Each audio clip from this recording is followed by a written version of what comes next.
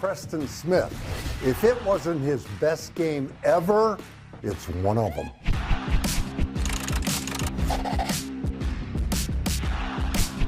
Of course, the crown jewel was Preston's sack and forced fumble. And on it, he was working against Christian Darisaw, good left tackle for the Vikings. And Preston attacks him with a right-handed chop and then a rip with his left arm.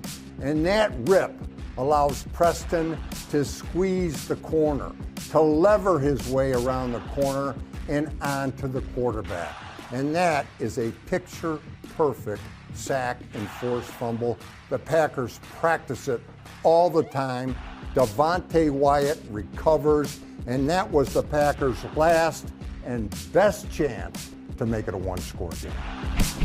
Preston had 2 sacks in the game, and on this one, the Vikings have Josh Oliver, their blocking tight end, chip on Preston. Preston makes quick work of that, even quicker work of Alexander Madison, and then he gets an assist from Rashawn Gary, who also beat 2 guys, not so incidentally, and pressure from more than 1 point is a beautiful thing. Preston seals the deal, and the Packers block that field goal 2 plays later.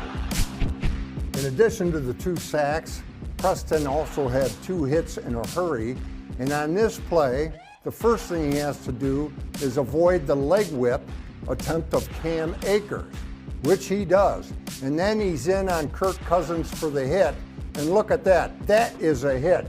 Head buried in Cousins' chest. No wonder he threw into triple coverage. And on the left of your screen, keep an eye on Keyshawn Nixon. Now that was cool. Preston is a big-time player.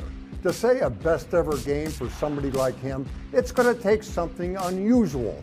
Well, how about this? Preston is going to cover T.J. Hawkinson, tight end, with over 50 catches this season. Preston right in his hip pocket, and then at the goal line, you can add a PBU to Preston's stat line. That stat line: 2 sacks, 2 hits, a hurry, a forced fumble, and the PBU. If that's not Preston's best game, it's close.